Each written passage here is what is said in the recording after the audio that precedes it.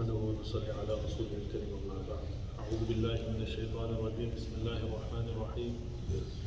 رب اشرح لي صدري ويسر لي أمري واحلل عقدة من لساني يفقهوا قولي.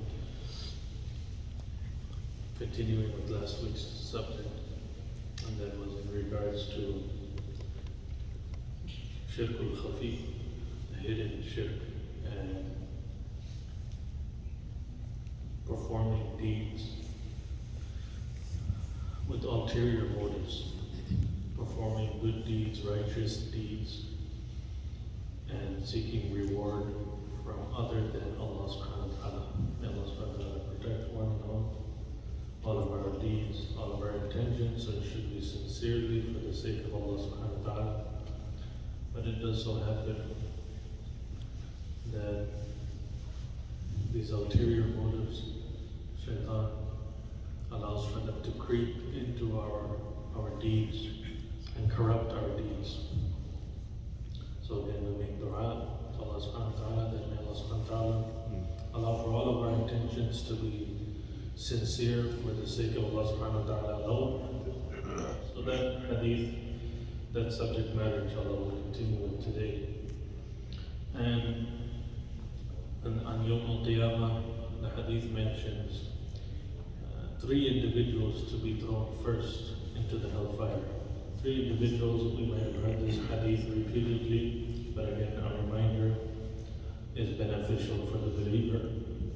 So the three individuals that would be thrown head first into the pits of hellfire, this hadith is very familiar, and we'll just go over that quickly. That Abu Hurairah radiallahu anhu, he heard Nabi sallallahu alayhi wa sallam say that the first man whose case will be decided on the Day of Judgment is a martyr, a shaheed.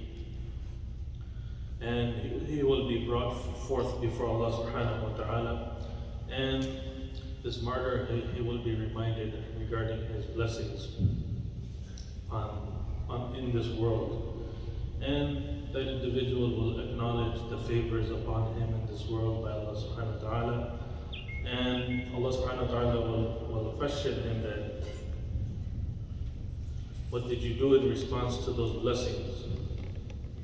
And the martyr, he will respond that, oh my Rabb, I fought for your sake until I was martyred. Allah subhanahu wa ta'ala will say that, you are lying, rather you fought so that people will praise you as a brave individual, someone who is fearless. And this individual, it will be commanded that this person be dragged into the hellfire. Second person is an individual who gathered and obtained knowledge and taught the knowledge of religion, of Quran. And again, he will be brought before Allah subhanahu wa ta'ala. Allah subhanahu wa ta'ala will question that individual that, what, you were blessed so much in this world, what did you do with those blessings? And the individual will respond that, I taught religion, I taught Quran for your sake, oh my Rabb. And Allah subhanahu wa ta'ala will respond that you are lying. You did so people will call you a knowledgeable, intellectual scholar. And this person too will be thrown head first into the hellfire. And finally, an individual who was blessed again through wealth, a person who was blessed with wealth, Allah subhanahu wa ta'ala will question that individual that, what did you do with these blessings? And that individual will respond that, oh my Rabb, I took these blessings and I spent it in your cause for your sake. And Allah subhanahu wa ta'ala will respond that you are lying.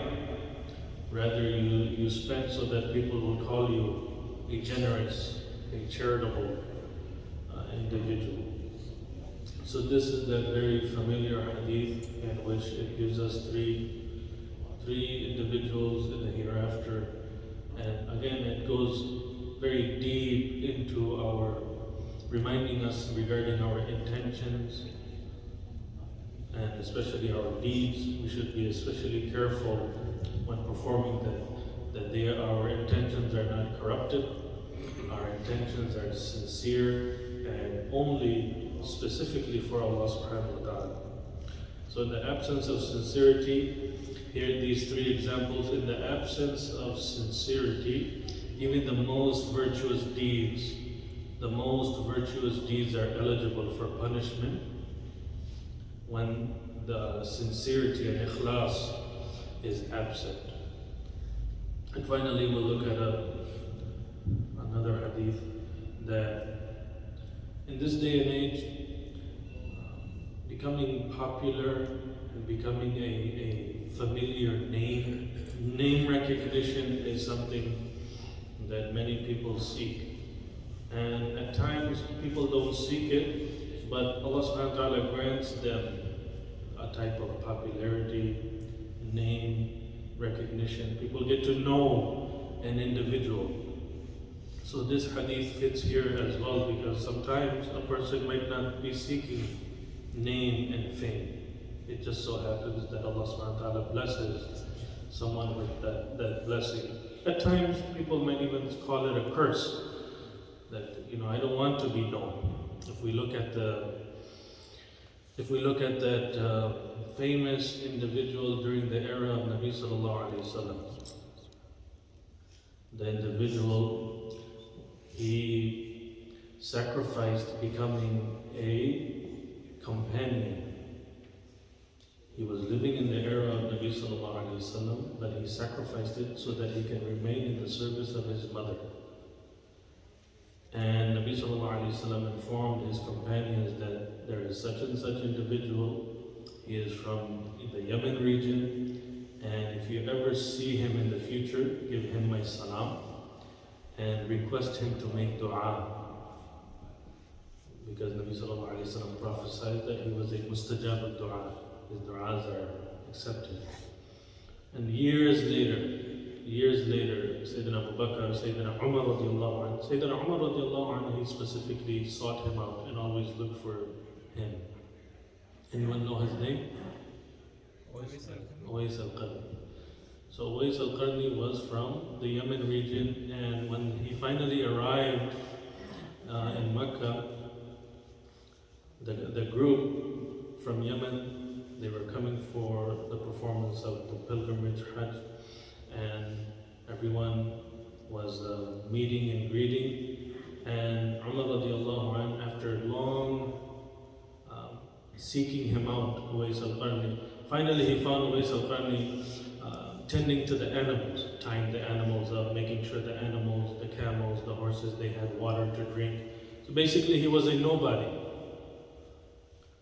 But Umar radiallahu anhu immediately recognized Uwais, and he seen the description. Nabi sallallahu alaihi wasallam described him, and Sayyidina Umar radiallahu anhu, he gave Nabi sallallahu alaihi wasallam salam to Uwais al-Qarni, and Umar radiallahu anhu, he requested Uwais to make dua.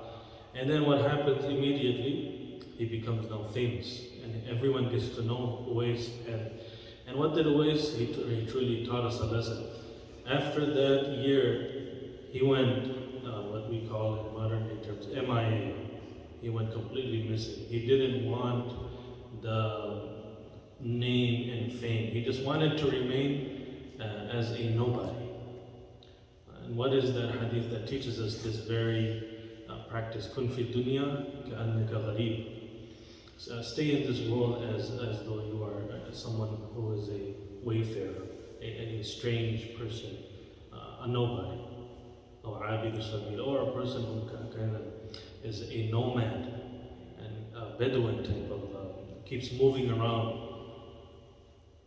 And we can go on, but this is something that we find of the giants of the past. They left us practical examples. In this day and age, especially, one social media post becomes very trendy, and the people in that social media post become instant celebrities. So we want to remain on the path of Sunnah, and if we study the seerah of Nabi sallallahu alaihi wasallam, Nabi sallallahu alaihi wasallam was the greatest man to have ever walked the face of this earth, most famous. Nabi sallallahu alaihi wasallam, his practical Sunnah is that when an individual who was